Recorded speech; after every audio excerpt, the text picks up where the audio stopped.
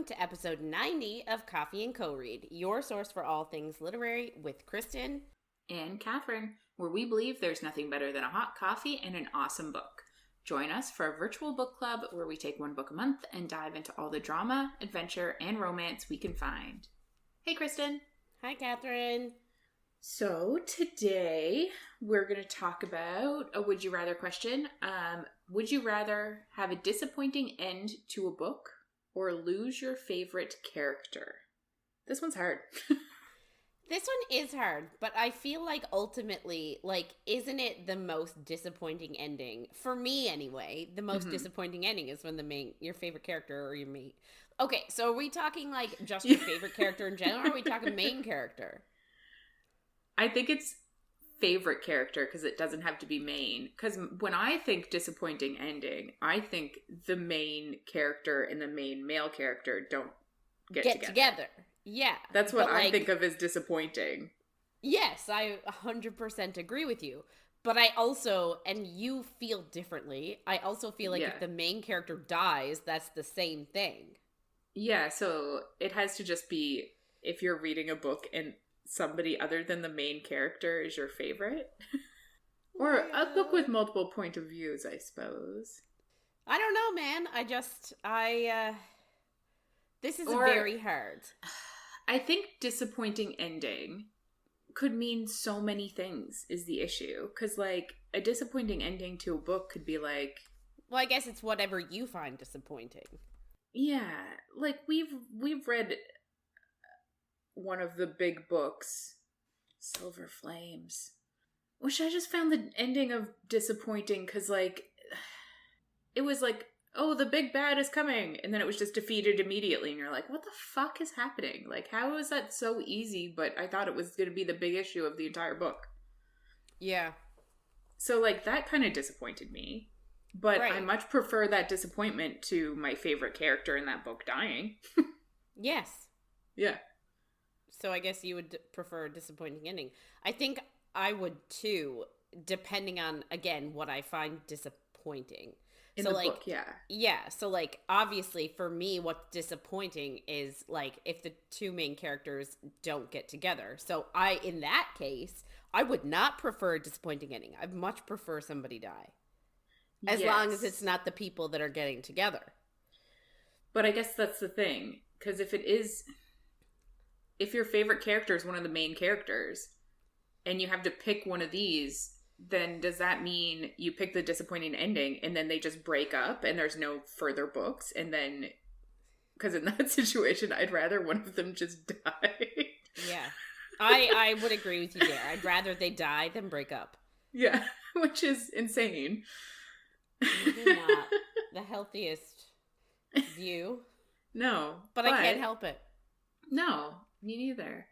I guess if they didn't break up, there's a potential for another book where they could get together. Yeah.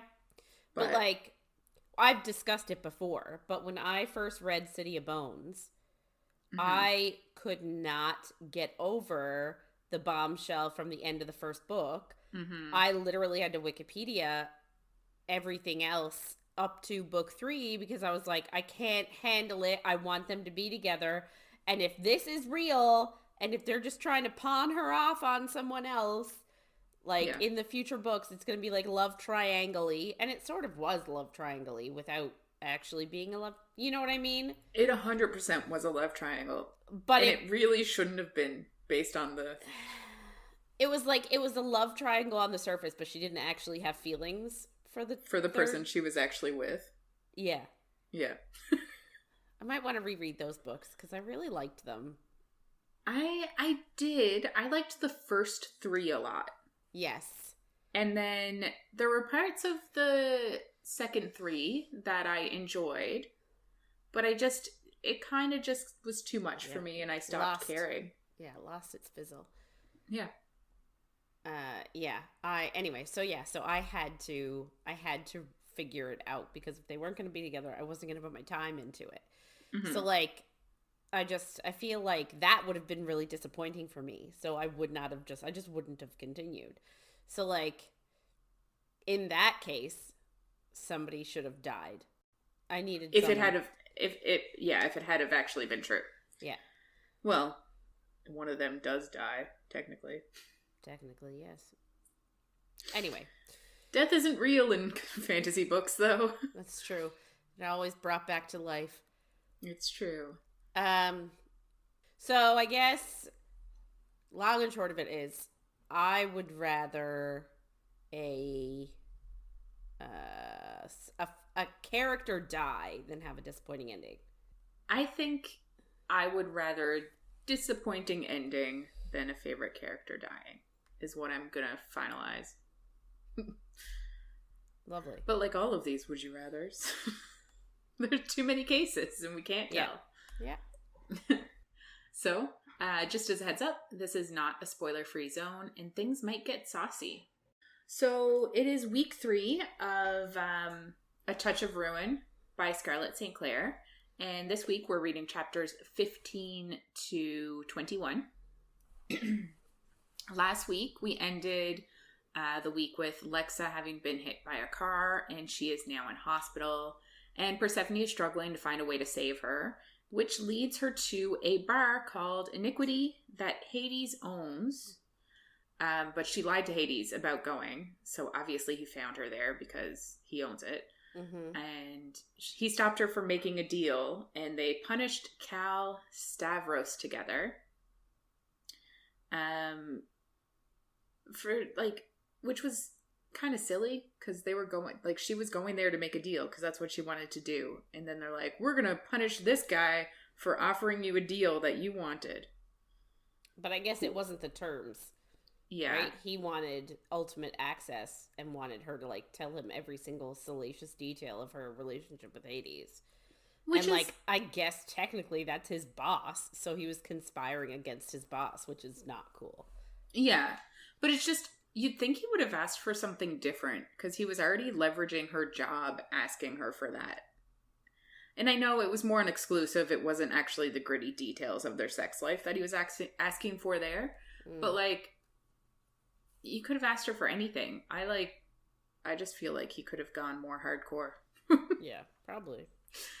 But anyway, so they then end up having sex on his desk, and Hades asks her to marry him, but she says she doesn't know him, so she basically says no, and then she asks to see what this club is all about.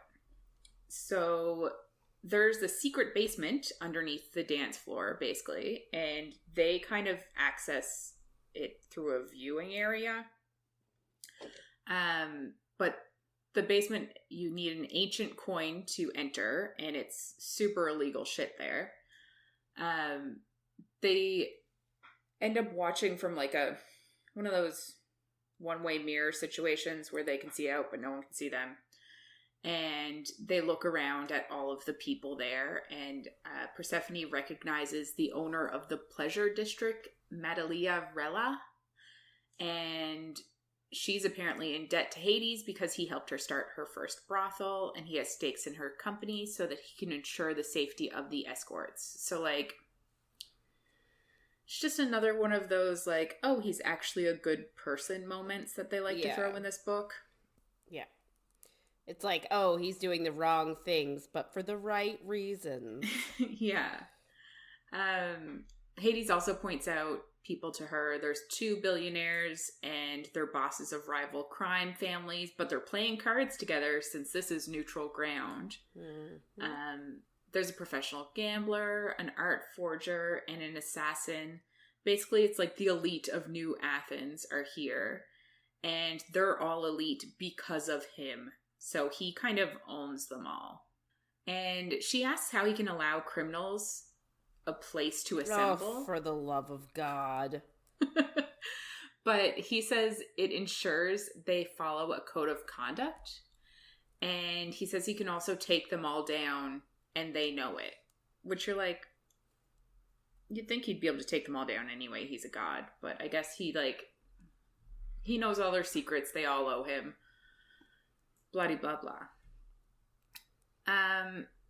So he asks if she's afraid of him because of this, but she says no. It's just a lot to take in. And she thinks this is why she can't marry him and doesn't know things about his life. And he tells her he'll tell her everything, I guess, eventually. Like, I get it. It takes time. He's been alive forever. But still, she's having to pry it out of him with some, like, fucking, whatever the word is. No, don't have a word. Doesn't matter. And she thinks that she's going to make sure that he does tell her everything. And you're like, how? Whatever. She tells him she wants to go home and surprises him when she suggests that she means his home or their home. So, because he thought she'd want to go back to her apartment without him. But she does not. He already called his room their room. So, yeah. I mean, should he be? I don't know why he's so surprised. I know. Ugh. Like, he's 1,000-year-old deity. He should not be as insecure as he is. I know. And this is why I kind of think it would be interesting to read his point of view. Because I'm like, what the fuck is going on in your head? Aren't you a god? Yeah. You're afraid to tell her things all the time. Yeah, it's weird. She's a kid. She doesn't even know how to use her powers.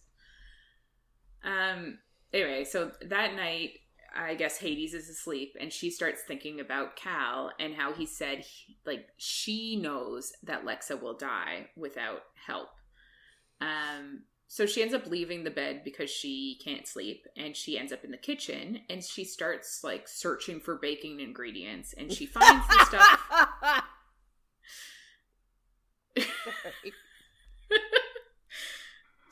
Sorry, you can finish your sentence. She finds the stuff for a vanilla cake. And I'm assuming you're laughing because this is the same as the first book where it's like, I love baking so much. And you're like, when? Where? Yes. Like, she's literally like, oh my god, I simply love baking. I do it all the time. And we're like, I'm sorry, you what? Yeah. You what? But it's kind of like Jason, this book. I'm like, where was Jason up until a minute ago? Yeah. And I'm like, where was baking up until 2 seconds ago? And then she doesn't even finish. She, like, makes her cake and then falls asleep. But yeah, so she makes the cake. It does help her relax. But once the oven is going and the cake is in there, she does start to feel overwhelmed.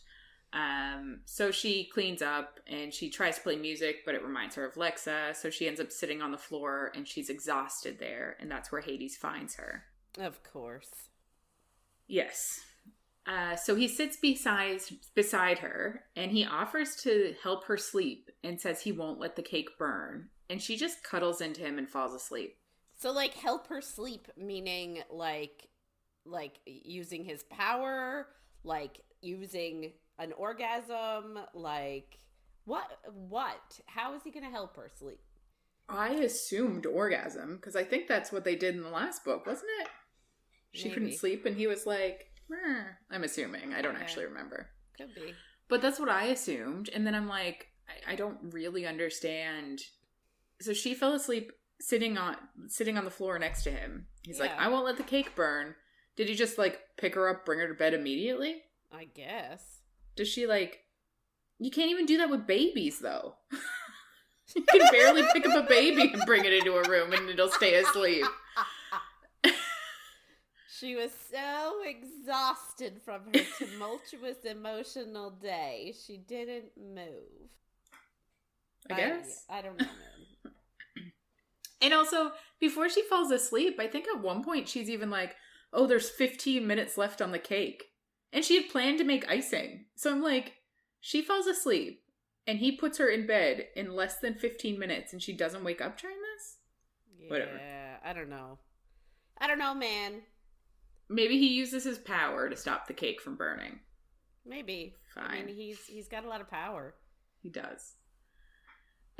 So the next day she calls Lexa's mom to check on Lexa because she doesn't really want to talk to Jason at the moment. Smart. And he's a dick. He is a dick. And Lexa's basically doing the same. There's no real improvement. At work, Helen asks her if something is wrong. And she basically just starts snapping at her out of nowhere. She's being real bitchy. And Dimitri asks her to come to his office. And she just starts getting even more upset. And she realizes, like, she probably shouldn't go to his office because she's pissed, but she just goes anyway. You're like, smart. That's what you should do. Yeah, sure. And not say, hey, I need a few minutes, or, you know. Yeah. Nope. He tells her he has good news, that Cal no longer wants to force the exclusive, and she's basically completely indifferent, and he asks why she's indifferent, but she says the damage is done. Yeah. But he said... I sort of agree with her, like, he betrayed her trust. Like, not that I think he could have done anything different. Yeah. But, like, still, like, he was the face of, like... Was he the one pulling the strings on manipulating her? No, but he delivered the news. So, like, I sort of agree with her. Like, I wouldn't be able to look at him the same way either. No, but it's also her job. Like, if your boss is like, hey, you wrote this article about Hades, now from high up, this is what they want. Like, it's not personal. I get, like, the Cal thing ended up becoming more personal, but... I don't know. I'm just like, you can't be surprised that your boss wants you to write about you now since you're fraternizing with Hades. Yeah.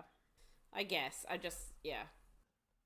get that. I get being pissed at him for sure, but I'm also just like, her complete lack of respect for him is insane.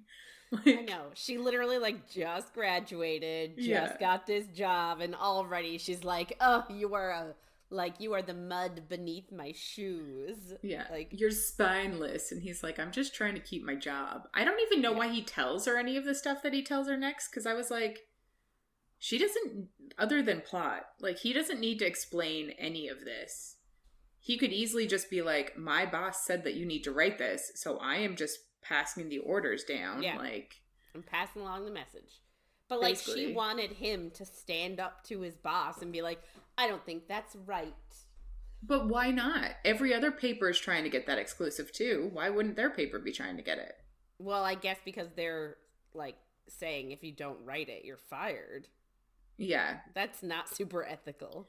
Oh, it's definitely not ethical, that part. But that part I'm just pissed that she didn't go to Hades about, because obviously Hades, like... is involved. Yes. It's so dumb. She's like, if she had just had a conversation with Hades, he would have been like, oh, Cal, my good old boy that goes in the rooms and magis people, let me have a talking with him. Yeah. I know. So, but, like, I do get where she's come from, like, not wanting to run to him for all of her problems. I get that, because, like, he could realistically solve every single problem she has. But, like, is that really what she wants to base her relationship on? Is her, like, getting into trouble and then being like, Hades, help me? Like, I get not wanting to do that either. Yes. I just think they should have conversations.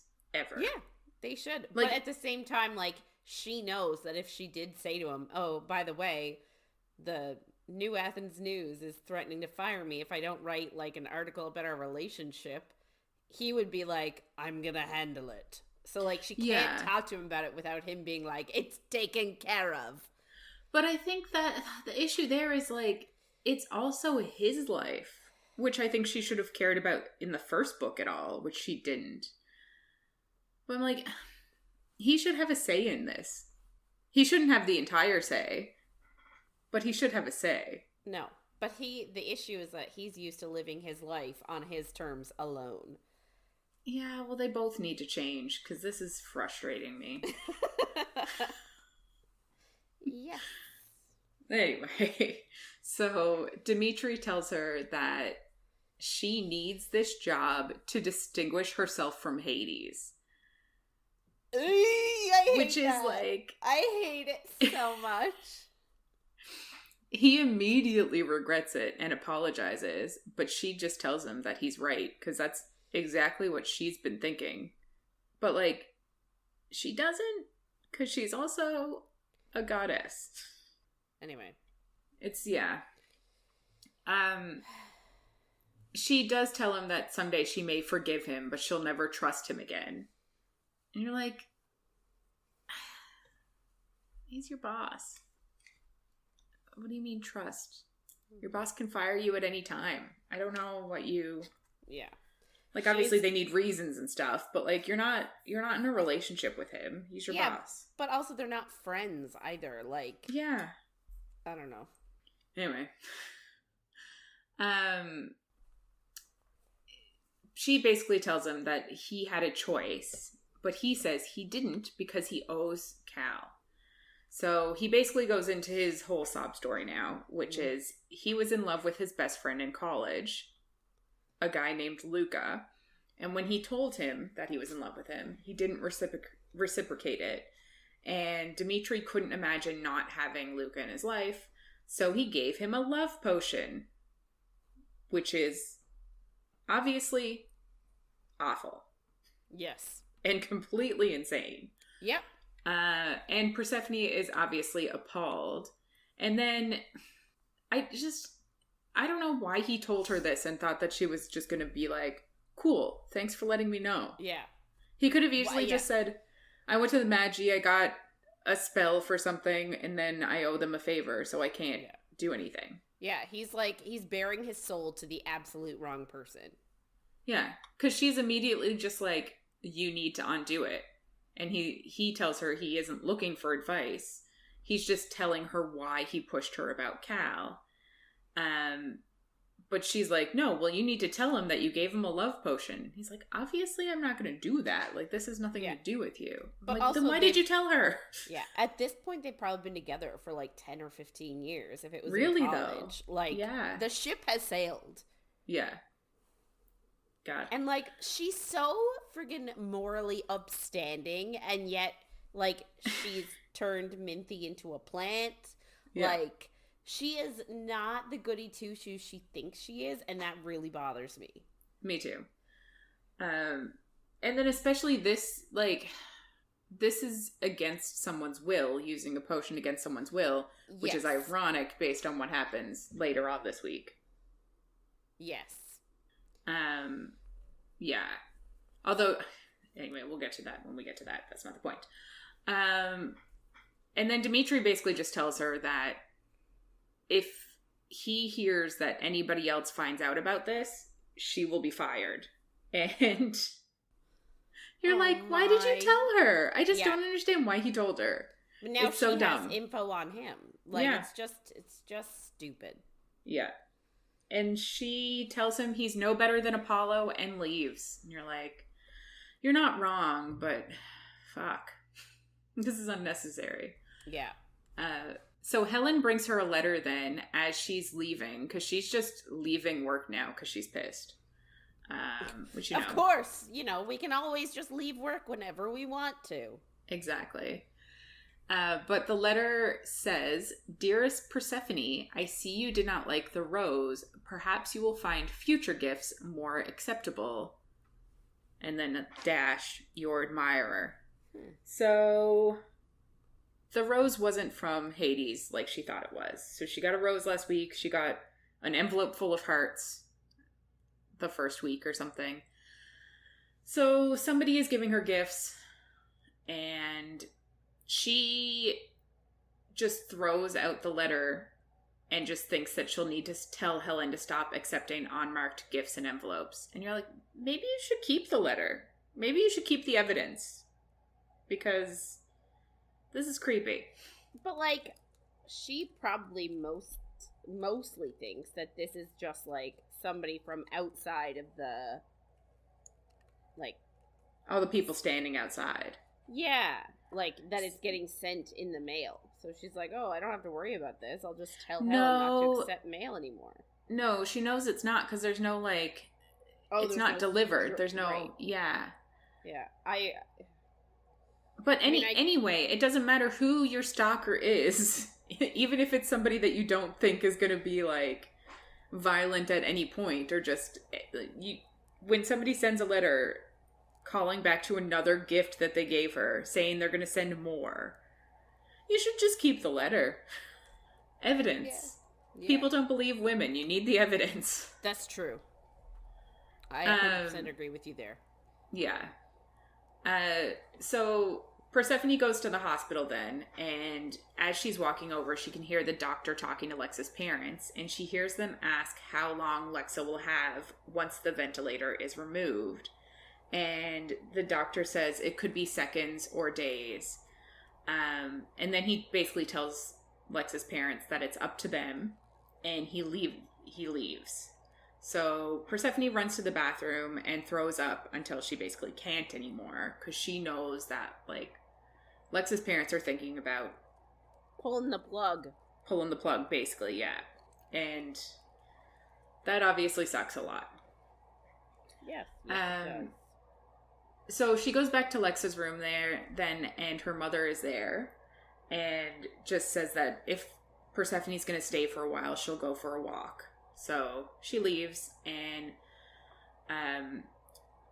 Persephone is obviously super worried about her dying. This is the dumb part, but she knows she'll see her in the underworld, but she thinks to herself that it's like only if she and Hades stay together, which is like one of her big worries, is that they're going to break up. Yeah. And I'm like, the reason, just the fact that it always comes back to, I could see her in the underworld whenever I want, as long as me and Hades stay together. Don't you care about the life she had, or her friends, or like her boyfriend? Like, it's just so self-centered. Yeah. I don't know. I don't like it. So then she basically starts to tell Lexa everything about Cal's ultimatum, Hades and Apollo's deal, Antiquity and Hades' other side, him asking her to marry him, and her saying no. And she tells her she needs her, and kisses her hand, and then she smells wildflowers in the room. And I actually thought that she was somehow going to be able to heal her herself. I know. It would have been amazing. It would have solved a lot of problems. Yes. But it is her mother. And she says she's there to check on her and asks if Hades would help, because obviously she knows that Hades has not helped. And Persephone then has to say that he won't. And her mom asks how she will live with Hades if he lets her friend die. And you're like, she's being shitty. We're not surprised, though. And, like, Hades has already said, like, he doesn't really have control over this. Like, yeah, he can save Lexa, but he's dooming someone else to die. Like, yeah. Does Persephone want to be responsible for that? Yeah. And also, like, she's in limbo. So it's up to her. He has told her that. Maybe he hasn't explained it well enough, but he did tell her that. Persephone tells her mother if she found out she had anything to do with this, she'll never forgive her. And, like, we don't know who's responsible yet, or I don't, and how much I've read. So that'll be interesting to find out if it's actually anybody, or if Persephone is just paranoid. And her mother does say for her threat to work, she would need to want forgiveness from Persephone, which is just kind of like, ugh, it's hard to swallow. Yeah. Can you imagine? Like, I'll never forgive you. That you're just saying, like, you're just assuming I want your forgiveness. Like, that is stone cold bitchy behavior, right? Right? From your mother. Jesus. Her mother tells her that she can't be the bride of death, and that she should put her anger towards the fates, and then says that Apollo could have helped if she didn't write the article about him. You're like, cool. And Persephone kind of is like, but I had to write the article for reasons. And her mother is like, no god is innocent. It's what comes with freedom to do what you want. So, like, all the gods and goddesses basically have that freedom. Yeah. But Persephone argues there are consequences, but her mother disagrees, and she tells her she is a god and to fight fire with fire and quit sniveling over this mortal, which is just so harsh. And then she just leaves. Maybe not the right thing to say. Like, if she's trying to get her to do what she wants her to do, calling her, like, best friend like telling her to get over the sniveling mortal is maybe It's bad. Not. Yeah. Not the answer. Lexa's mother comes back then, and Persephone tells her to wait before she takes out the ventilator. And her mother isn't sure, since she doesn't want to continue Lexa's suffering, which is fair. But she does tell Persephone that she'll let her know when they make a decision. When Persephone gets to the waiting room, Thanatos is there, and Thanatos is like the Reaper god. So he works for Hades. And she asks him what he's doing, and he says he's working, which makes Persephone feel sick because she thinks he must be there for Lexa. And he tries to use his magic to make her feel better, but she tells him to stop and then commands him to tell her who he's there for. And he tells her there's no other way, and basically kind of confirms that he is there for Lexa. And she basically tells him to get out, and he's like, this isn't your choice, it's the gods. But she yells at him to get out until he vanishes, because like, as Hades' lover, for lack of a better for lack of a better word, she does have some power over his minions. The people in his employ. Yes, that's exactly it. Yeah. So he has to leave. So obviously people start rushing over to see what the hell is going on, because I'm assuming the regular person can't see Thanatos, so it literally just looks like she's yelling at nobody. That's amazing. So they run over, tell her to like sit down, have a glass of water and stuff, and she's like, no, I need to go see Lexa, because she's afraid that he's going to take Lexa now. But obviously security blocks her because they think something is happening. But he says that they'll go get an update and someone will come tell her. But someone comes out of the ICU and she pushes past him and runs to Lexa. But as she's running towards Lexa, she just vanishes. So she is pulled to Hades' throne room and she tries to teleport back, but she can't. And Hades is furious. And she's furious too, because she's always furious. Mm-hmm. But he says she's lucky the fates didn't take her. And her vines start to like shoot out of her shoulders and side and her calves. And they like bring her to her knees. And Hades is like, what the fuck is going on? And she tells him not to come any closer. But he does start getting closer to her. And he asks, how long has this been happening? Because she has never told him that her power starts to like explode out of her when she's mad. You're like, yeah, you should probably tell him that. Yeah, just maybe. But she ignores that and says she's been busy and asks what he wants, and he tells her she needs to apologize to Thanatos. Yes, 100%. She argues with him about it, but he basically tells her that Thanatos was doing his job, even if it was to take Lexa. Like, obviously, his job is hard. I would not want it. No. People curse on him all the time. It's so disrespectful of her to be like that as, like, Hades' person. Yeah. Lover. Yeah. Whatever. I know. She should understand this. I feel like she should understand this process more than most people, but I feel like she doesn't, either because they have purposely kept her in the dark or because she has chosen to remain in the dark. I feel like it's all because she's naive. I don't know if that's just me. I just feel like she sees the souls come in and she's like, oh, they need to be attended to better and like they shouldn't be scared and blah blah blah. Like, I think she just doesn't understand the scope of death. Maybe. Which is kind of what it comes back to in the end. But anyway. But she also hasn't had to experience it before, really. Because think about it. She's literally been locked in a greenhouse with only, like, god with only her mother and like some nymphs, and they like don't die. Yeah. So like then she shows up and Lexa is like her first friend. Mm-hmm.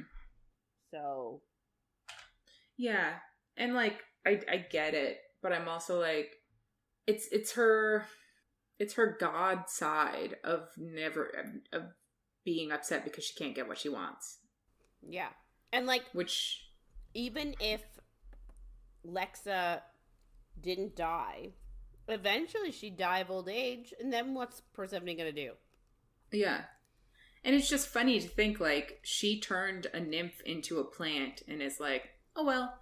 You're like, is that just okay? Like, I know we keep bringing it up, but I think it's important because I don't think it's okay.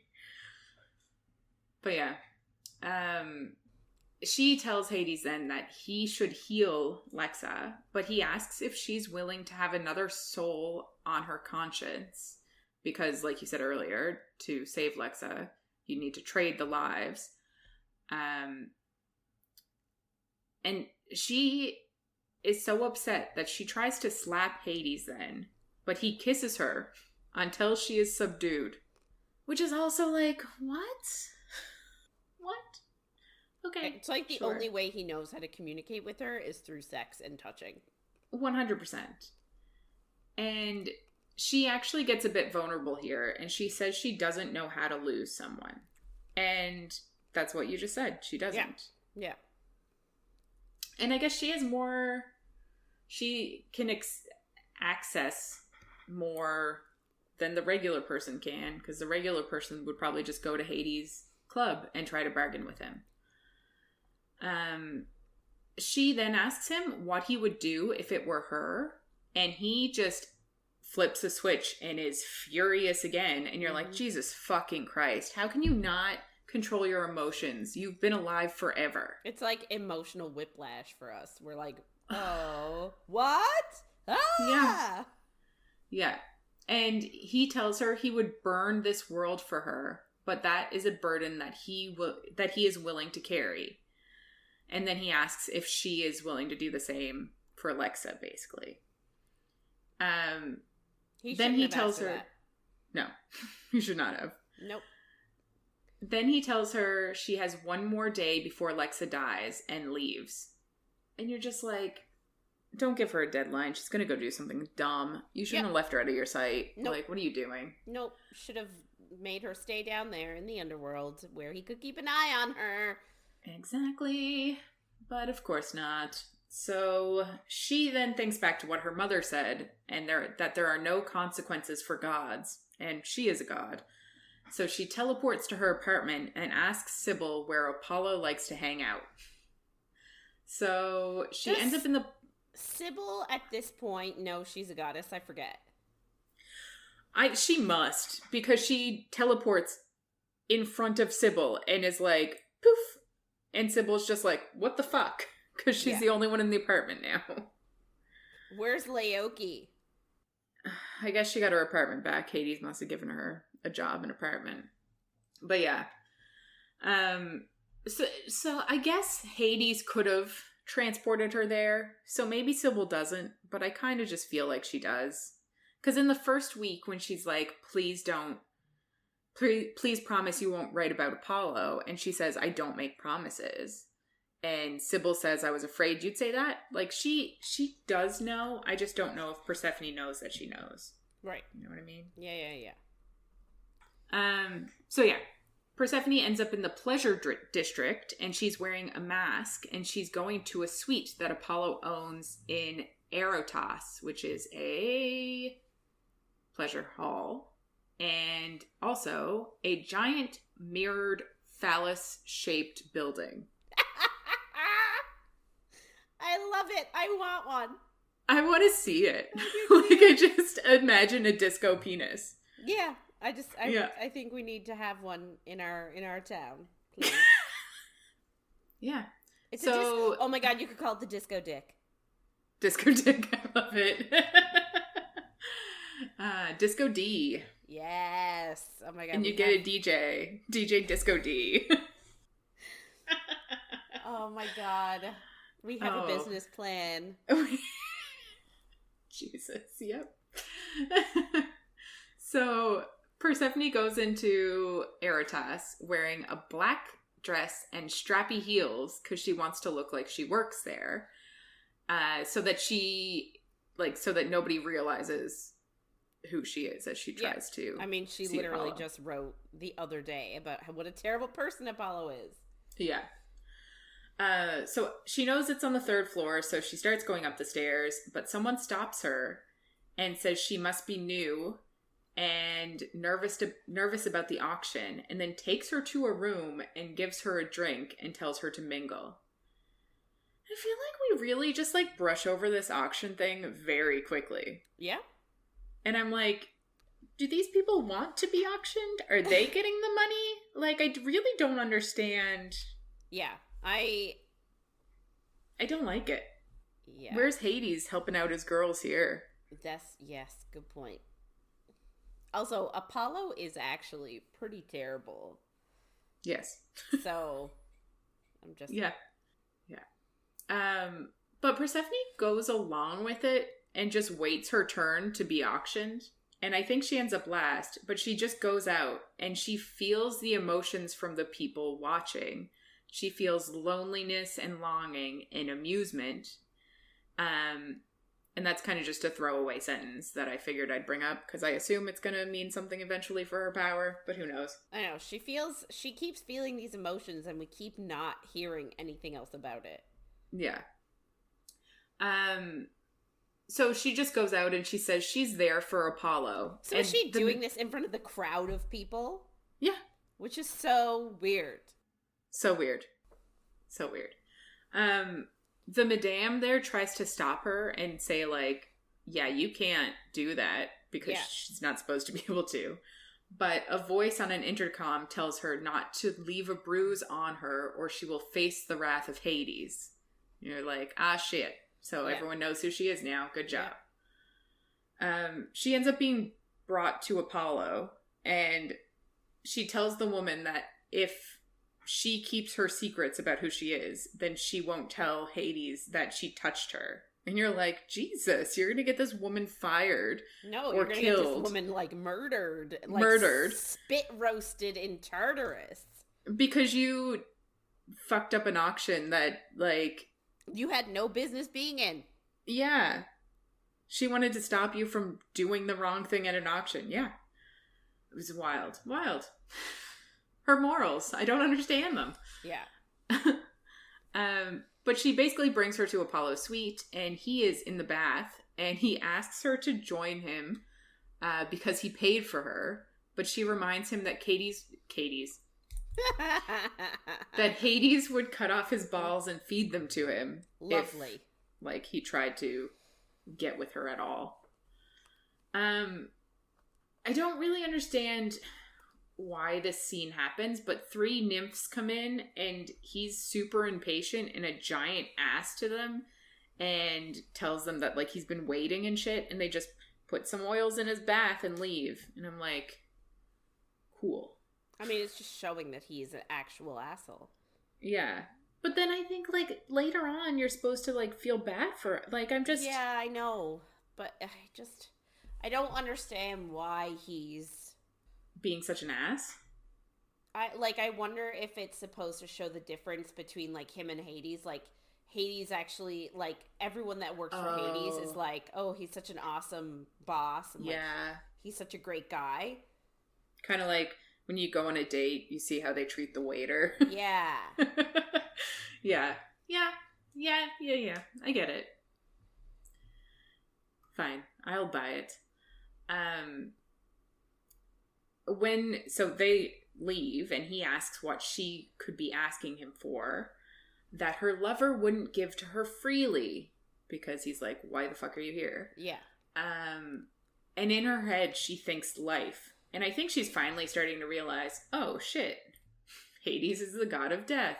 Like, he's not able to just make people live. Yeah. But she tells him that she needs him to heal her friend, and he laughs at her.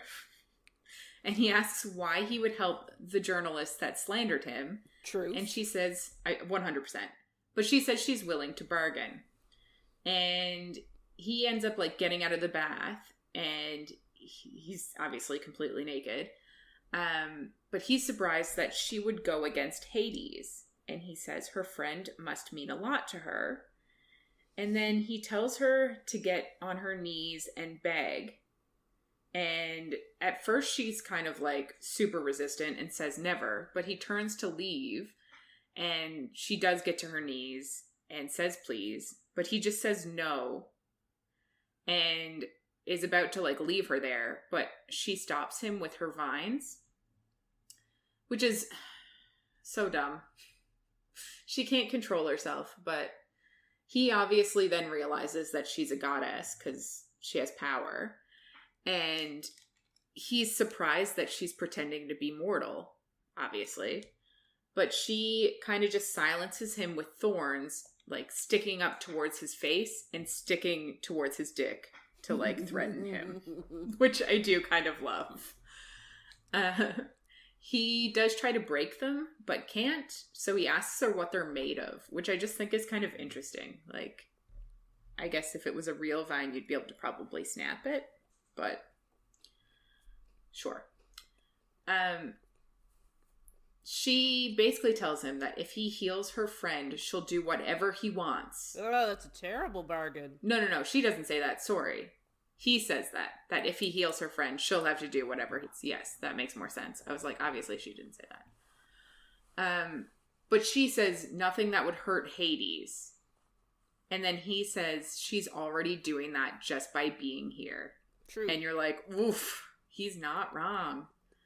And he tells her that he'll bargain with her because it'll entertain him. And you're like, damn, you're such an asshole. So she takes away the vines so that they can actually talk. And he says he wants her to be his friend. To like hang out at parties with him. To go to events. To his penthouse. And she asks what exactly hanging out entails. Because obviously she doesn't want to sleep with him. And she tells him exactly that. She says she won't sleep with him. She won't hurt people. Or use her power for him. And she'll only do it for 6 months. That is so long. Like, shorter term. Say you'll only do it for a month or 2 months. Like, why? Why did she offer 6 months? Yeah. Yeah, they probably should have bargained it out, like 1 month. And then he'd say a year. And then she'd, eventually they'd get to 6 months. But no, she says 6 months. And he agrees. But I'm also like, he just said... what do you say? She'll do whatever he wants, and this is what he came up with. Like, am I like devilishly minded that I'm like, wouldn't you ask for so much more than to hang out with somebody for 6 months? Like a permanent... But I guess if you're a god and you can get everything you want, like... Yeah. I just feel like he could have been like, I want a favor in the future. And then in the future, if this is what he turned out he wanted, he could be like, I want you to be my friend for 6 months. Yeah. I just feel like there could have been more to it. But anyway. He asks her then what's so bad about death, especially since she is Hades' lover. And she hesitates. And he kind of picks up that she's unsure about their relationship. But she responds she isn't the goddess that Hades wants. So she's like pouring her heart out now to Apollo. Yeah. And Apollo says that isn't true from what he's seen. Like, she is the goddess that Hades wants. And you're like, what is happening? What is happening here with these moments? He takes her to the hospital then and tells her Lexa is almost gone. And he asks her if she's sure she should do this or that he should do this. And she says yes. And he gets a bow and arrow and fires it into her chest. And nothing happens. But he says it will tomorrow. And she'll wake up. And it'll be a miracle. And then he says he'll be in touch soon and leaves. Yikes. Yeah. So the next morning, Persephone and Sybil go to the hospital, and Persephone can't shake the feeling that something is going to go very wrong. Imagine. I wonder why. Yes. Sybil asks her if she did it, because obviously Sybil knows that she was going to see Apollo, and she says yes. And she asks what she offered in return, and Persephone says time. And she's thinking she's sure she's missed something, because obviously Apollo would want more than what he's getting, is what she's thinking. And that at some point in the future, Apollo is going to ask her to do something that she can't refuse, but she thinks if Lexa's alive, it's worth it. Another thing about the 6 months, though, she's immortal. So 6 months is nothing. Or she's going to be immortal. So eventually it'll feel like nothing. I'm sure these 6 months won't go by fast or anything, but still. Yeah, I don't know, man. I think this whole deal was just weird. It is weird. It's so weird. So they are at the hospital and they meet Jason upstairs, and he looks hella tired and bad. And he tells them that they're taking Lexa off the ventilator at 9. So I guess in a few hours or something. Persephone wonders how she can rule a kingdom that brings so much pain to people. Because obviously she's thinking about people dying. And like, not just the pain of dying, but the pain of everybody that's left behind as she looks at Jason feeling forgiving awful. him for being an ass. Like, I don't know. He literally told her she ruins everything when she literally done nothing to it. I don't understand. Like, I almost want his point of view, because I just don't understand where his brain was then. It's like, why did you say that, dude? Yeah. Like, I get being stressed and shit, but like, also you think, I don't know why Lexa's parents didn't tell Persephone that she was going. Like, I just am so confused by that whole scene. We needed more drama, I guess. Yeah. Sure. Sure we did. Yeah. So Jason goes to get a coffee then, and Sybil asks Persephone if Jason knows, but Persephone just says, let him think it's a miracle. And you're like, sure. Interesting. You'd think that Persephone would want to be liked. I'm really surprised by this turn of character, but sure. So I guess they're getting ready to take the ventilator out, and a bunch of people go in to say goodbye to Lexa, including, like, her parents, family, and friends from ages ago. Like, people are just going in to say their last words to her before she basically dies. When it's Persephone's turn, she begs her to wake up, and she feels Lexa squeeze her hand, and she, like, yells out to everybody that she squeezed her hand. Yeah, of course. And then Jason just comes over and holds her hand and asks her to squeeze his hand. But then we don't know if anything actually happens because everyone is then rushed out. But it's just, I don't know. I felt like he was just like jealous. And I'm like, okay, I don't know. Anyway. So later her father comes out and tells them that she is healed enough in the last 12 hours that like it's possible for her to live. And it's a miracle. Jason hugs Persephone and says thank you, and she doesn't know how to respond, but like clearly he thinks that she like talked to Hades into doing something. Like, yeah, why not? Yeah. Anyway, I mean, I would too. Of course, especially since she touched her and that's when she like responded. Yeah, obviously you think it's her. So they wait for a bit, but then Persephone decides that she should go home and shower and sleep because I guess she hasn't really slept much lately. So she decides to leave. And outside the hospital, I have written down 2, but is it 3? Aren't there 3 fates? No, these are the Furies, though. Furies and fates are different. Yes. Okay. Thank you. I was confused. Cool. So outside the hospital, there's 2 women with black leather wings, and there's snakes twined around their bodies, and they have like black crowns hovering over their heads. Interesting. And they're just like hovering in front of her in the air.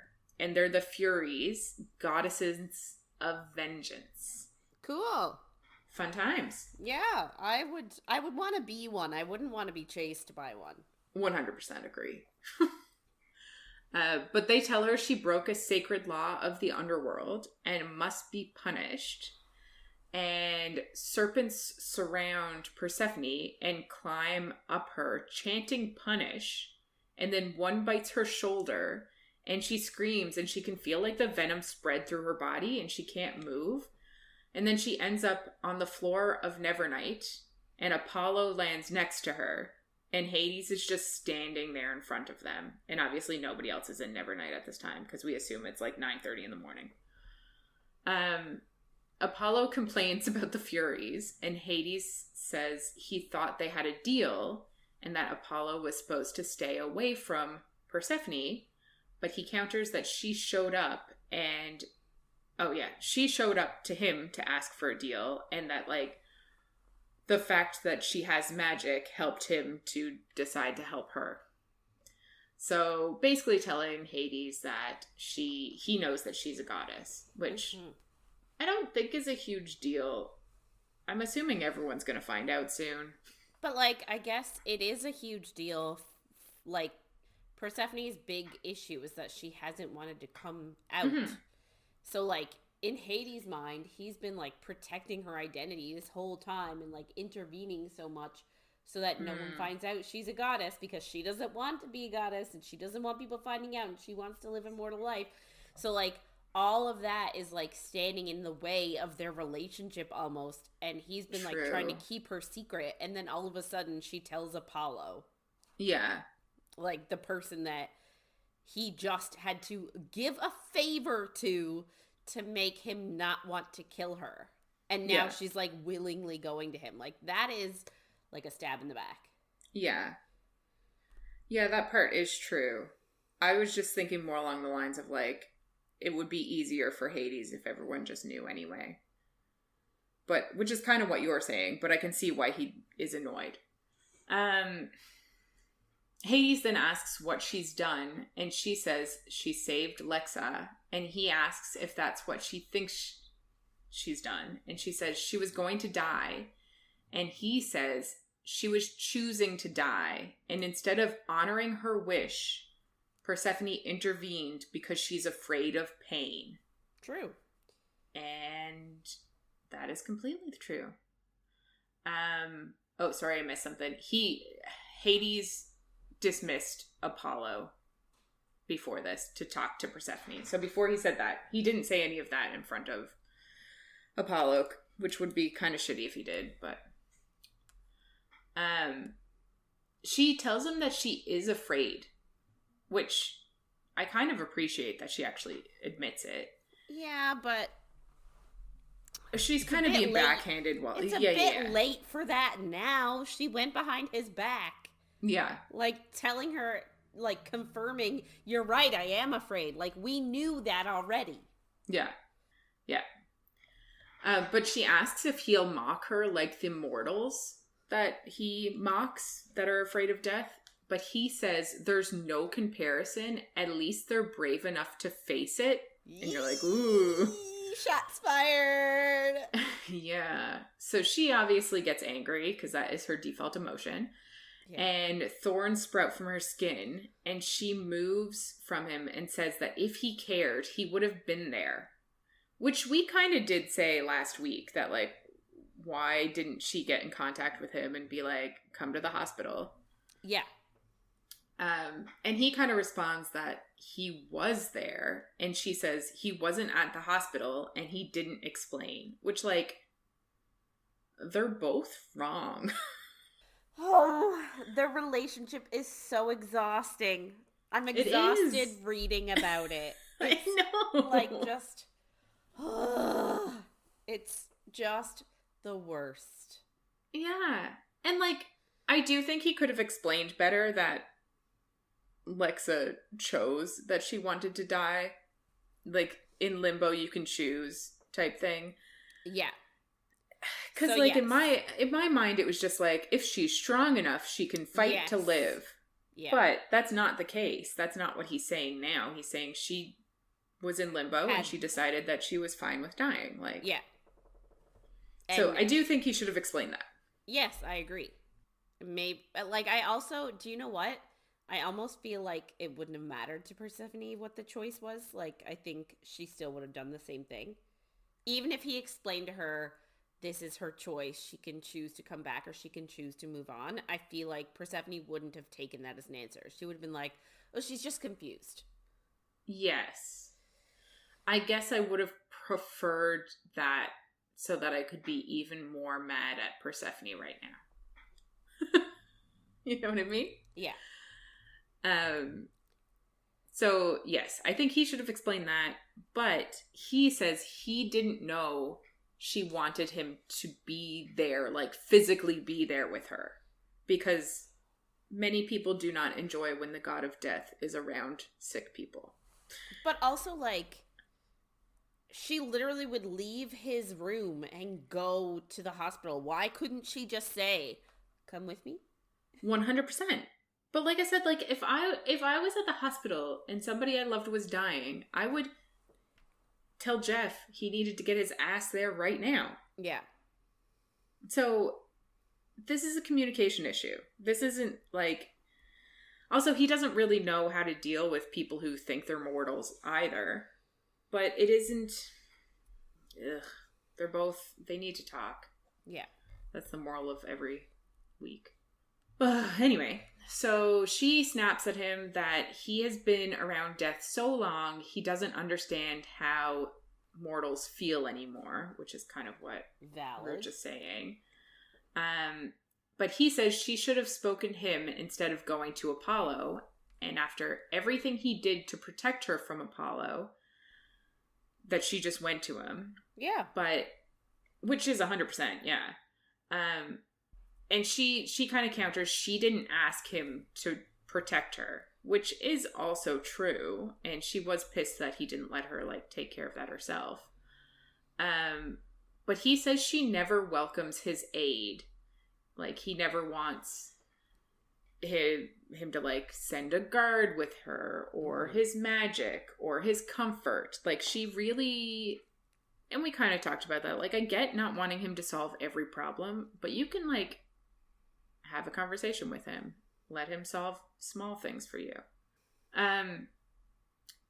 Oh, yeah, sorry. She asks him if she should have just let her die. And he says yes. She isn't above the law of his realm.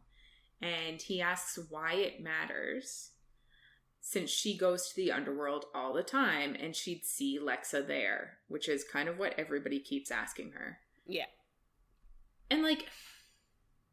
I don't know. I just can't articulate why I hate this so much. Because, like, she's not doing this, which we've said a million times, and it's kind of come up a million times. She's not doing this for the right reason. She should be doing this because she's like, Lexa has such a bright future, and she would give so much to the world. And the fact that she's like, I'm afraid that someday me and Hades might break up, and I won't be able to go to the underworld, so my best friend can't die because I might break up with my boyfriend and won't be able to see her then. Like...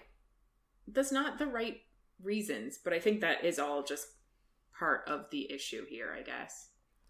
I feel like Persephone is a lot more of a goddess than she likes to believe she is. And we've talked about that before too, how like her behaviors are sort of very similar to gods and goddesses, but she likes to think she's very mortal, but she's actually very not.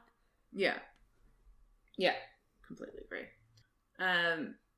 And, like, that's why I think, like, if she was thinking right now, she could be like, but Lexa had such a bright future. Like, she doesn't have to say it that it's all about her. But it literally is just her selfishness that Lexa's still alive. Because she says to Hades, what happens if they don't work? And she does tell him that she is so anchored to the underworld, she doesn't think she can exist after, if they break up. Mm-hmm. And he says he's beginning to think she doesn't want this relationship. Which is, like, kind of fair. She's kind of trying to keep him at, like, arm's length. Yeah. But also trying to be in a relationship. It's, like, she's not fully in. But, like, I don't understand what else he can do. He's proposed to her. He's told her he'll burn the world for her. He's literally letting her do whatever she wants in the underworld. He's, like, trying to show her in every way he knows how that he wants this relationship forever. Like, you wouldn't just ask someone to marry you willy-nilly. So, like, I don't understand why she thinks they're going to break up. If they break up, it's going to be because of her, not because of him. Yeah. And, like, I get that something that I forget now happened in the first book, that they ended up breaking up. And I think it was him mostly that, like, pushed her away or whatever. Was it? I don't remember. No, she got mad about the whole... secret yes. Right? I'm never going to remember that happened. It's such a minor plot point of him making a deal with Aphrodite about their relationship. Jesus. So she was pissed and broke up with him. True. Yes. Yeah. So him keeping secrets led her to break up with him. Yeah. Anyway, yeah. She tells him then that's not what she means. She just wants to figure herself out, which I think is 100% true. She's young and she does not know what the fuck she wants. Like, no. That's the whole book. And she tries to tell him that she loves him, but he like won't listen to her, and he says that he may have misunderstood the fates. Ew. Right? And he tells her he waited for her for so long, and the fates rarely weave happy endings. And he basically, like, the way I took what he was saying was like, I'm an idiot for thinking that we'd be happy, so this is obviously going to end poorly. And I was like, ooh. And then he says she'll find out soon enough that her actions have condemned Lexa to a fate worse than death. Like, fuck. Yeah. Good job. Yeah. And do you know what I don't understand is, like, so the thing I find annoying is that they had this huge blow up fight. They said some really terrible things to each other. Like, she's essentially like, he doesn't have faith in their relationship anymore, thinks that maybe he misunderstood the fates, thinks like they won't be happy or that they won't stay together or whatever. Mm-hmm. And tomorrow, like, it's just going to be like it never happened. Yeah. They never have a conversation about this. No. Anyway, so obviously, like, Persephone is very upset over this conversation, so she turns up at Hecate's cottage and, like, just collapses in tears, telling her that she messed up and, you know, she made a mistake and blah, blah, blah. And Hecate's like, well, what happened? And she says that when it came to losing Lexa, she couldn't. And that there may not be consequences for gods, but there are for her. There are consequences for everybody. Yeah. We've seen it for gods, too. Yes. Well, but this is what Hecate says now. She says there are consequences for everyone, but the difference is, like, the gods don't care about those consequences, but you do. Yeah. And then this is, like, my favorite part. I love this bit. Hecate just asks, like, why Persephone is holding on to the mortal realm. Yes. And Persephone is like, oh, but it's where I belong. And Hecate's like, you're trying to be somebody you're not. You are the goddess of spring. You're the future queen of the underworld, which we're not sure of right now because their relationship is in tatters. Tatters. Yeah. And, like, she's holding on to a life that doesn't serve her. And she says, like, she's hanging on to a job that punishes her relationship. She's hanging on to a friendship that could have continued in the underworld. And she's hanging on to a mother who kept her prisoner. I don't really agree with that one because she's essentially cut her mother out of her life. Yeah, they've seen each other twice. But I guess one of them, Hecate, helped her bring her mother there. So maybe she thinks she's trying to make the relationship better. Maybe that's just a misunderstanding. Yeah. And she also says, like, look at your magic. Like, your magic is literally tearing you apart. And we're talking about all those times that those plants, like, break, crack, shoot out of her skin and hurt her. She says her magic is, like, attacking her, and that the cure is for her to learn to love herself. And I also really don't like that because, again, it's almost like this is a new plot point that's being brought up. Like, Persephone doesn't love herself. She has no self-esteem, Yeah. apparently. Like, where did that come from? Came out of Yeah. left field. Also, I don't believe it. No. She does love herself. She thinks higher of herself than everybody else. Like, Yes. not necessarily love herself, but yeah. Anyway, Persephone thinks that, like, Hecate is telling her to give up her life. Like, her life up in the mortal world. But Hecate says, like, you're thinking in extremes. I'm not asking you to give up everything up there. But, Yeah. like, I sort of see where Persephone's coming from here, too. Because she's saying, like, oh, you want me to quit my job. And you want me to, like, embrace being queen of the underworld. I mean, like, there's only so much that she can do. Like, the main reason she goes above to the upper world now is for her job. So if she quits that, where else does she have to go? Well, she needs a direction. She should just quit it. She should, but she still needs direction. Yes, 100%. But, like, she could easily... She's already trying to make changes to the underworld. She could easily, like, actually learn about the underworld, because that is a huge component to this. She can't just fucking decide to make changes willy-nilly. She actually needs to learn some things first. But she could do that, and she could make that her new passion thing. Yeah. But no. Yeah. Anyway, so, like, Hecate's asking her, like, don't you want it all? Like, you're thinking in extremes. Like, don't you want everything? You want your life up in the upper world, and you want a life with Hades? And Persephone is, like, really frustrated because she's like, yes, I do. But everyone is trying to tell me that I have to choose. Because her mother is telling her not to choose Hades. Like, Hades is telling her not to choose the upper world. Like, and those are really it. Like, there's really no one else. I feel like Hades isn't really telling her that either. He's just like... not. He's just... He's like, marry me. Yeah. Excessively asking her to marry him. Yes. Well, he's asking her to choose him, but not, like, not to choose. You're right, but I feel like he hasn't clarified right now what he wants from a queen. He hasn't had a conversation? No communication? They have not communicated, no. Anyway, so Hecate just essentially tells her that you need to create the life you want and stop listening to everyone else. Mm-hmm. And I mean, like, yeah, that's... Yeah. Sure. Smart. She realizes that, like, she has... It's not a full-blown moment, but she realizes that, like, being with Hades has created new hopes and dreams, and, like, she has to stop clinging to her old ones. So, like, I'm thinking, like, what are the old ones? Anonymity?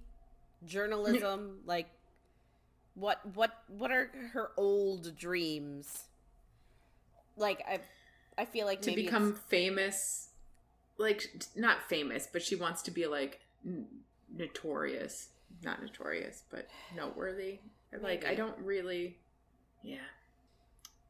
Anyway. I dislike so many things, because before Lexa got into her act, it kind of felt like Lexa was, like, over Persephone's bullshit. So I can only imagine how it's gonna go from here. Because, like, there's no way she's not gonna find out.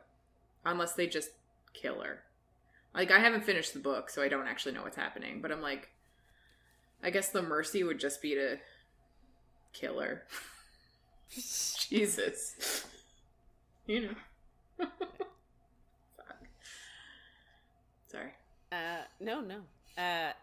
Anyway, so, yeah, Persephone, like, sort of realizes at this point, she has, like, a little mini epiphany and realizes that she messed up. So her and Hecate decide the best thing to do would be to practice her magic in the grove to clean up her mess. Like, she still hasn't cleaned up her swollen pomegranates mess. Yeah.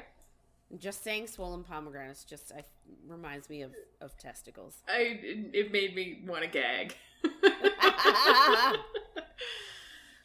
Not a fan. So they go back to the grove, and she does manage to clean everything up and restore it.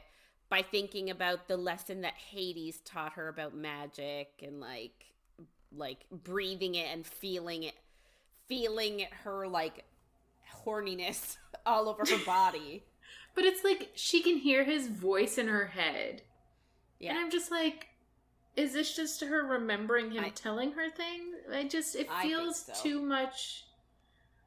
I'm so confused. I'm fine with it. Whatever. Anyway, so her whole like imagining and thinking of Hades just makes her sad, which Hecate notices. So they go back to her cottage and they work on poisons. And I guess they're chatting, and then she asks like about poisons and if they work on gods, and she tells her that they don't really affect gods, but they will make them sick for a bit. And it's like, is this a foreshadowing event? Because I don't remember. Sure sounds like it. Anyway, it does sure sound like it. So they then head to Asphodel to like talk to the souls and everything, and like Hecate reminds her about her new crown and the new dress she commissioned for her for the summer solstice party. And it's like, we don't even know if her and Hades are together anymore. Maybe we should be caring less about a party. Yeah, but personally, I completely agree, but I'm also like, it doesn't end up mattering. Yeah. Nothing ends up mattering because he just doesn't Nothing matters. Go. Yeah. Anyway, she goes back to her apartment after spending some time with the souls, and like she cries herself to sleep. So after she wakes up the next morning after crying herself to sleep, and she goes to visit Lexa and hears from Eliska. I'm assuming it's her mother. Yes. That she woke up briefly but was like super confused and like freaking out a bit, so they gave her a sedative, which like freaks Persephone out. She's like, oh my god, what was wrong with her? But Eliska tells her apparently it's very normal for ICU patients to wake up that way all confused, so it's fine. Yeah. And she asks Eliska to call her when she wakes up again. And Eliska tells her how happy she is that Lexa has a friend like Persephone. But Persephone feels like super guilty and thinks back to Hades' words that she has condemned Lexa to a fate worse than death. And she thinks that she's not a good friend, not a good lover, not a good goddess. Here's the self-deprecation we didn't think exist. Fair. So she goes to work and she finds it really awkward with Dimitri, and it's like, no shit. Like, this is your fault. Of course you feel awkward. Apparently he's assigned her a whole bunch of menial tasks all day, and like she tries to talk to him about it. She's like, I can't work on my stories. And he's like, my stories. Too bad. And it's like, what stories? We haven't heard about any stories. Yeah. Anyway, and she doesn't even write them during work hours anyway. No. Anytime we've seen her write a story, it's been like, bang, bang, bang, drink, drink, drink. The keyboard is bang, bang, banging. Yeah. She's not just killing people. Yeah. So, yeah, she spends the day, like, on all those tasks, and she's thinking about, like, who else is she going to write a story about? And then she thinks, like, about her mother. Jesus, fuck. And then she goes for lunch with Sybil, and I just feel like this whole, like, I don't like all of this information on, like, the rundown of her day. Oh, yeah. Like, did we really need all of this, like, oh, first she wakes up, then she goes to the hospital, then she goes to work, and now she's going to lunch. And it just feels like a little bit amateurish writing-wise to me. Yeah, there's not a whole lot going on here. Right? Like, I need less, like, I don't need to hear about her entire day in detail. Mm-hmm. You know what I mean? Like, just I don't know. Get to the point. Yeah. And I feel like this is just a way to kill time and create pages before the next big fight with Hades, because that's what's happening. Yeah. I guess it's developing a relationship with Sybil. fuck? You mean after she asked an almost complete stranger to move in with her? Yeah. Ugh. Sybil's the new Lexa, I guess. Yep. So they go to lunch, and Sybil tells her that she got a job at the Cypress Foundation, which is Hades' nonprofit. And Persephone tells her about the bargain that she made, which requires her to hang out with Apollo, and she just wanted to tell Sybil because she felt like it was betraying Sybil for some reason. Mm-hmm. Oh, God. Then she asks about her and Hades' colors, because remember in the last book we've spoken about it before, that Sybil can see auras, and she says her and Hades' auras were all tangled up, and she asks, like, are they still tangled? I guess because she's assuming this will indicate whether they're still in a relationship or not. Yeah. Can't talk to Hades. I'm gonna see if our auras are still mixing. Yeah. Jesus. So Sybil tells her that yes, they are. And it's beautiful and, like, chaotic. And it's what happens when two powerful people meet. Yeah. Or, like, meet? I assume meet. But I don't know. Yeah. Sybil also tells her that obviously Persephone is meant for greatness, but getting there will be war. I didn't think she could see her friends' fates. Futures. So does this mean her and Persephone aren't friends? Yeah, I guess.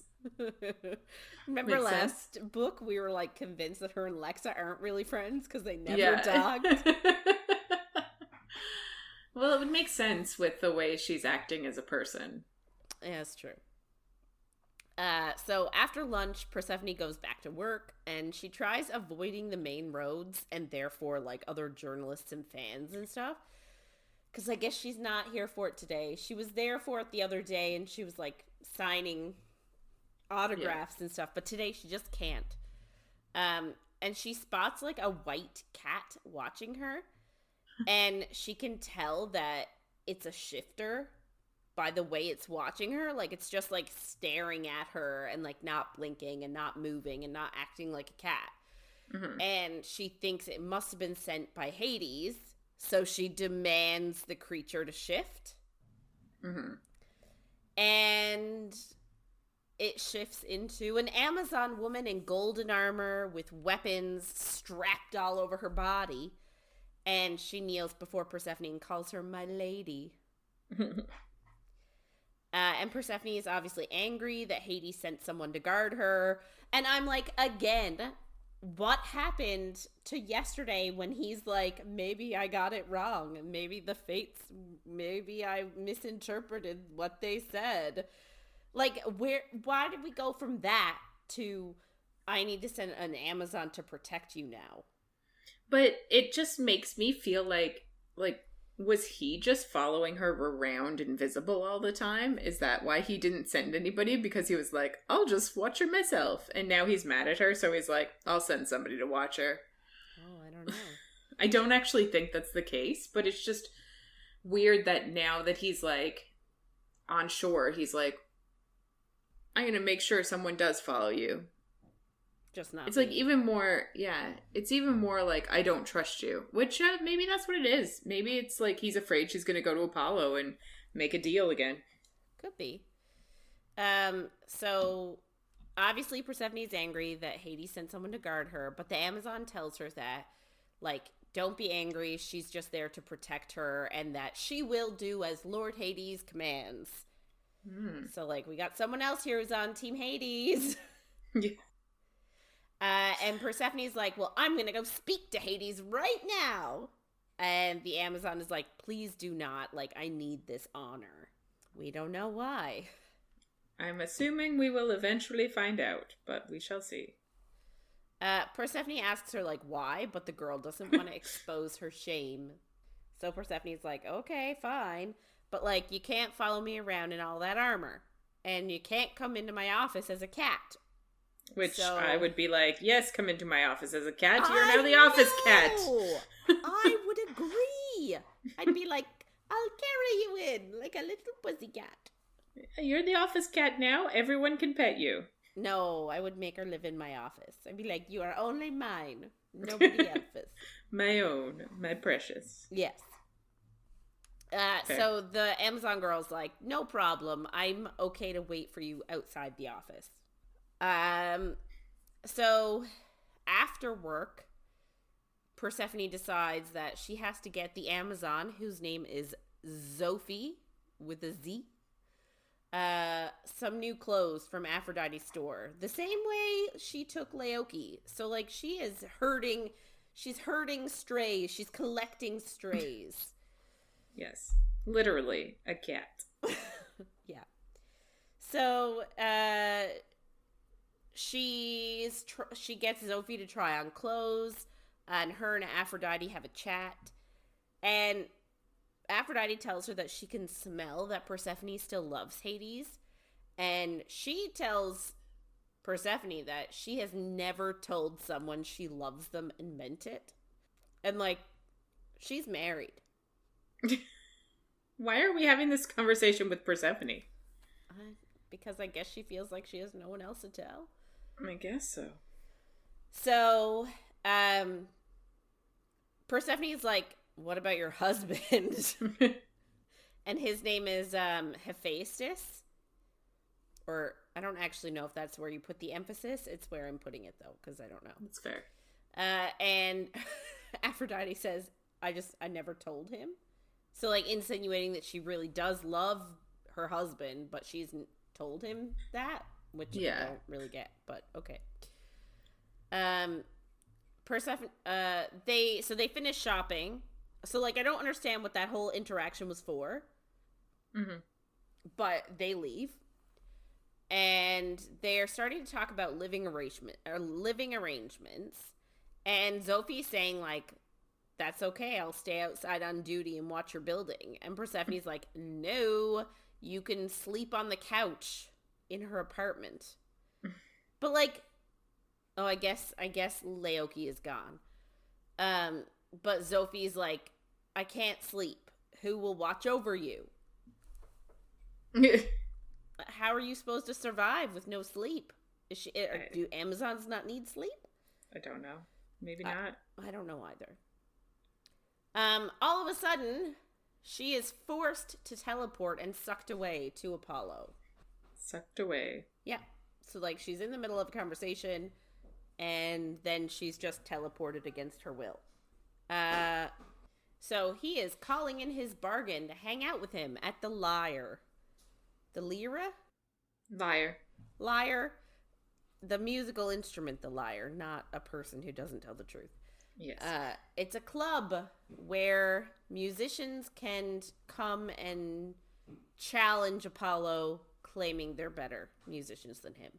Mm-hmm. And he's like, you're the judge. Jesus. Yeah. It's like American Idol. Yeah. So they bring a satyr to the stage, which is half human, half goat. And his name is Pallas. And so, like, Apollo goes up and plays, and Pallas goes up and plays, and he is really, really awesome at it. So Persephone declares him the winner. But Pallas, the winner, doesn't seem very happy. And Apollo also doesn't seem very happy. And then he tells the crowd that obviously the satyr is guilty of hubris because he's been saying he's been better than Apollo, the god of music. So he obviously needs to be punished. And that hubris is the downfall of humanity, and he will punish him. So, like, he's pretty terrible. Yes, he is. So, like, Persephone's obviously livid. Because, one, the fact that he, like, sucked her out of where she was, brought her to this club, nobody knows where she is. Like, she's thinking, like, Hades is going to be so scared not knowing where I am. Like, she could just say his name, and he apparently would come right to her, so... Yeah, I don't get that. Anyway. I don't understand what she thought was going to happen, though. When she like said that a mortal was better than a god, I don't understand what she thought she was going to accomplish there, other than exactly what starts to happen. Yeah. She tells Apollo that, like, you cannot hurt this satyr. He's, like, a child. Like, I think he's around, like, 17 or 18. Mm. So, like, not that much older than her, really. Yeah. And she tries to use her magic, but obviously Apollo stifles hers. And he tells her he's going to skin the satyr and goes to him with his dagger, which is fun. Like, why would anybody challenge Apollo? And, like, I don't think this kid did challenge him. I think somebody just was like, this kid is better than you. Like, I don't think the kid actually was like, I'm better than him. Oh, maybe he was. Maybe he does deserve to die. Yeah. Anyway, so, like, she is freaking out because she's like, I don't want to see this. I don't want this child to die, especially since this was my decision. Yeah. So she goes into, like, fight or flight mode, and her magic just erupts and freezes everyone in the room besides the satyr. So there's, like, a guy holding him in place so that Apollo can skin him. So she actually cuts off the dude's finger, like, his fingers, because he can't get him out of his grip. So she cuts his fingers off. It's not vengeful god material at all. Nope. And tells the kid to run, and she'll make sure Apollo won't follow him. And then she kicks Apollo in the balls while he's frozen.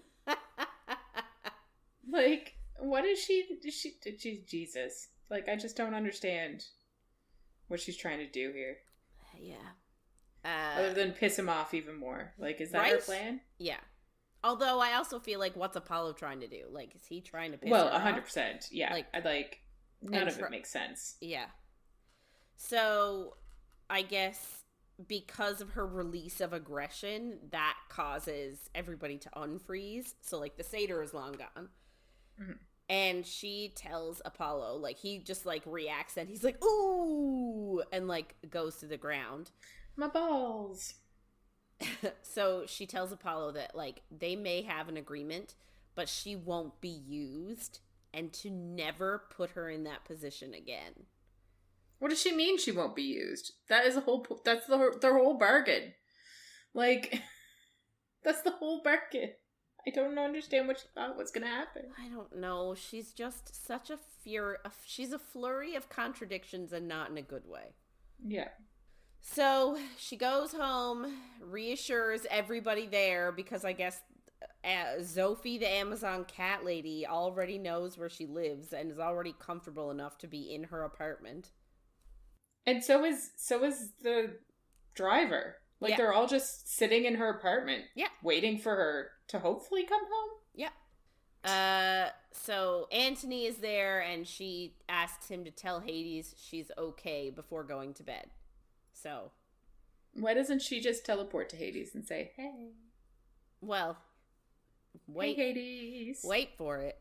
Yeah. Because then she goes to her room, and she thinks she can sense his presence, and turns out he's in her room. Woo! And it just, like, bothers me, because, like, I know they have a lot of, like, pent-up rage at each other. Like, it seems like neither of them can say anything right at this moment in time. Yeah. But, like, they literally can't have a conversation without her throwing things in his face, which is just exhausting. Like, I thought you were going to say without having sex, but... Well, I mean, it seems like that too, but... Yeah. Like, it just... He tells her that, like, the bargain, like, her having this, like, bargain with Apollo is difficult for him, and she then throws in his face that Minty and Laoki have been difficult for her, but at least she hasn't had sex with Apollo. Yeah. I mean, like, it's not his fault that he was fucking someone when Persephone showed up in his life. Maybe you shouldn't screw your secretaries. Like, that should just be a general rule because of the imbalance of power. Yeah. So, yeah. But, I say. Yeah. And, like, I don't disagree that, like, yeah, she's had to deal with his exes to her face. Mm-hmm. Like, he doesn't have to deal with any of that. So, like, I agree that dealing with his exes must be challenging. Yes. But he doesn't really respond. And instead he just tells her that she hasn't been to the underworld in a while and the souls miss her. And don't punish them because she's mad at him. But she's like, you don't even know what I've been dealing with. That's what she says to him. You don't know what I've been dealing with. And he's like, yeah, because you don't talk to me. And she's like, well, you don't talk to me either. So let's not talk to each other right now. And instead, fight. Yeah. To the death! So he gets frustrated and he leaves. And then as soon as he leaves, she misses him. And I'm like, all you did was antagonize him while he was there. What do you want? Yeah, why would he stay? Clearly you guys can't have a civil conversation, so why would he stay? Yeah. It just, like, that is one thing. She was like, oh, I miss him so much. And I'm like, he was literally right in front of you. If you wanted even just a snuggle, you could have been like, I just need, like...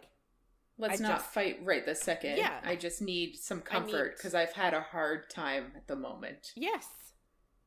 It's amazing what words will do. Magical, even.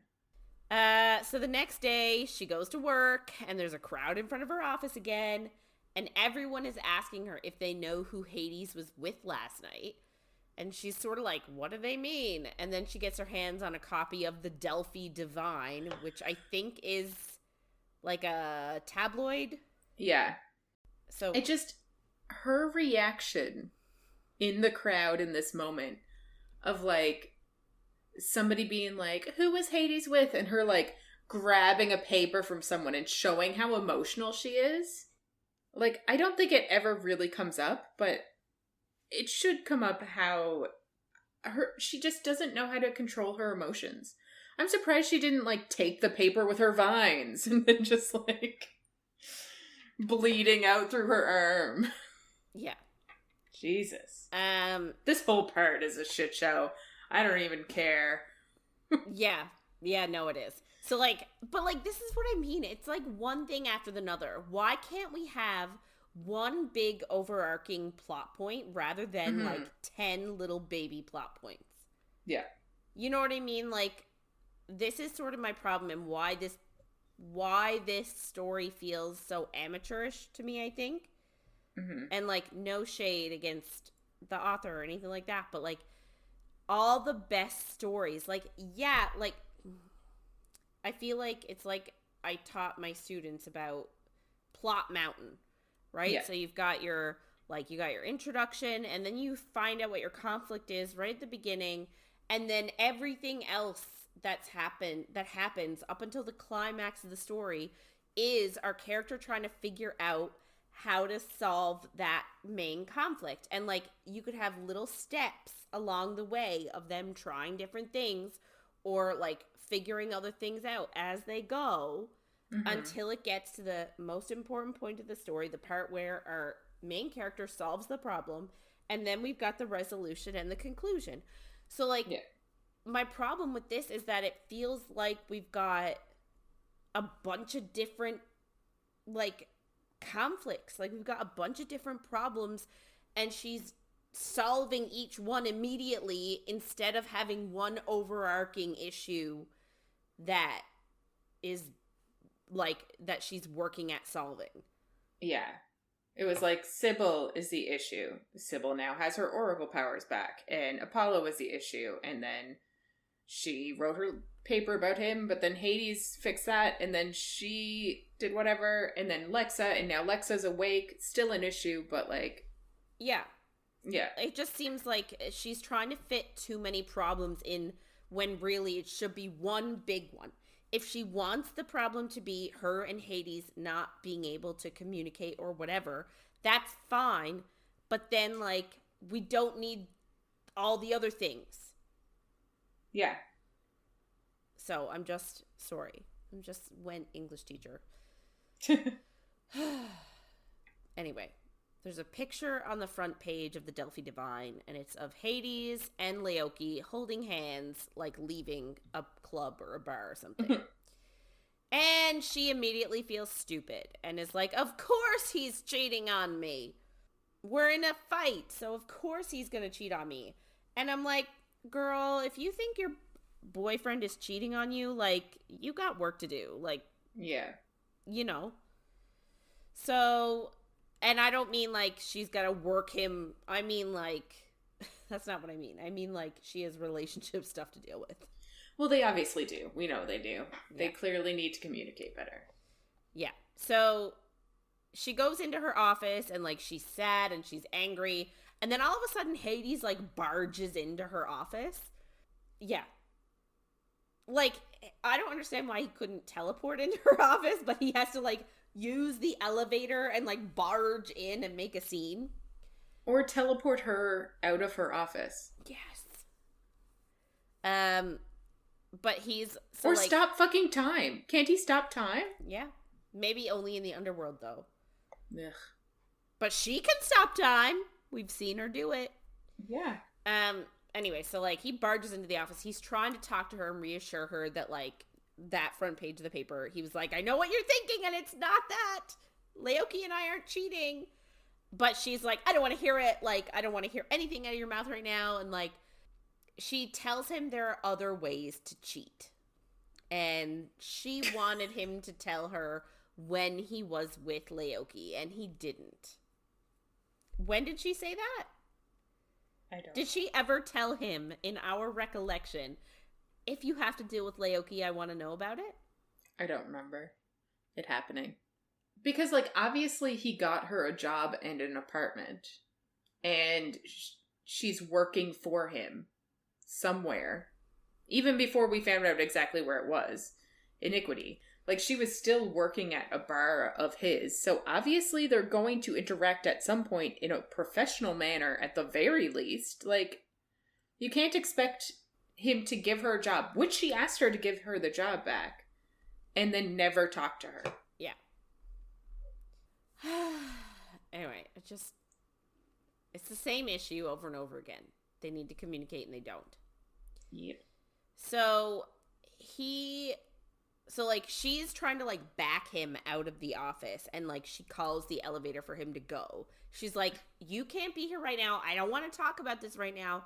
And like pushes him into the elevator. But he then pulls her into the elevator with him and like presses her against it. And then he uses his magic to stop the elevator from, like, going anywhere. So, like, the doors close and they're in silent, like, they're alone. But, like, he just wants to talk. And he's like, can I at least explain everything later? And she says, maybe. And I guess he's like, well, I guess that's as good as I'm going to get. So he disappears. And when the doors open, everyone is staring at her. So she asks them what the fuck they're staring at. And this causes Dimitri to be like, I need to see you in my office now. Fair. You can't really just have an outburst and yell in your office and tell people to fuck off. Or what the fuck are you looking at? But still. Well, that's it. So he essentially tells her to go home because she's obviously dealing with stuff. And she's like, no, I need to work. And he's like, nope, not an option. Go home. So, like, he obviously doesn't like her. He doesn't care about what she's dealing with. And she doesn't like him. So yeah, it's not great management style. But you're like, she does need to chill somewhere. I just don't understand why it had to happen. Like, if Hades had have barged into my office, or say Jeff barged into my office, I would have been like, hello, Jeff. There is a holding room over here for interviews. You may sit there. Yeah. And when I'm ready to talk to you, I'll come and get you. Yes. Yeah. Maybe if she had a cell phone number for him. They could text. Yes. Anyway, So she goes downstairs to leave, and she sees this big crowd out front, but she obviously doesn't want to deal with them because it's just going to be everybody asking her about that picture that she really doesn't want to have to deal with. Fair. So she finds Pirithous in his office, and she asks if she can get the garbage can escape method again. But he tells her, like, oh, I've got something better, and he holds up a key to an underground tunnel. And he walks her to the exit, which lets out some ways away near a gastropub. But, like, he has something on his desk, too, that he hides from her. And she's like, that's weird, haha. Yep. You're like, what could that be? Mm-hmm. Not there yet, but I have thoughts. Anyway, so then she gets a call that Lexa's awake, so she goes to see her at the hospital, and when she gets there, Lexa's eyes apparently show no spark of life. And Lex just keeps asking, why am I here? Oh, why am I here? Why am I here? Over and over again. And, like, she is, like, starts to get, like, why am I here? And, like, get mad about it. Yeah. And Apollo shows up. And Persephone is, like, furious with him because she thinks he did this on purpose, that, like, he didn't heal her correctly. But he says, like, he is a healer. He just healed her body. Like, he can't heal her soul. That's Hades' department. Yeah. So she realizes that she will never have Lexa back as she was. And she made a deal with Apollo for nothing. And Apollo tries to tell her that there are obviously two sides to every story, and it doesn't make him a bad person, but she doesn't really want to hear it, and he doesn't really want to explain himself to her. So I guess that's it. Like, they're sort of at an impasse. But I guess he tells her the main reason why he's there is he is summoning her for a date. They are going to the Seven Muses tonight. No options. Hey. The Seven Muses is like a club. Sounds fun. Yeah. So that's where we leave off, is her being summoned to a date with Apollo. While she is pissed at him. Yeah. Even though I do kind of like, she really should have worded this better. She should have been like, if you heal her, will she go back to herself? Like, she could have asked a few more questions or something. Yeah. But she was just so concerned with getting her. I almost feel like she was so concerned with getting her out of Hades' grasp. Mm-hmm. Yeah. You know what I mean? Yeah. Anyway, yeah, I'm excited for next week because everything is going to clue up. And hopefully we'll get some form of resolution to all of our problems. Yeah. To all of the in the book and outside of the book. Yeah, I don't know, man. Like, I feel like there's way too many conflicts on the go at this moment in time. Yeah, I agree. I hope that her and Hades can, like, reconcile. Figure their shit out. Yes, thank you. That's exactly what I hope so. I agree. So I guess that wraps it up for this week. If you want to get in touch with us and share your thoughts on anything you heard in our episodes, or if you have any book suggestions, or if you have read Iron Flame and would like to talk about that, you can reach out to us by email at coffeeandcoread@gmail.com, or on Instagram or Facebook at coffeeandcoread, or on TikTok at coffee.coread. Also, you can answer our Would You Rather question on the Spotify poll. So that was, would you rather have a disappointing end to a book or lose your favorite character? So you can definitely answer that on Spotify. Yeah. So next week, we will be reading chapters 22 to 28, aka the end. So make sure to follow along. And if you're enjoying our chats, don't forget to follow, rate, and review wherever you get our content. Thanks for listening, everyone, and we'll see you on the next page.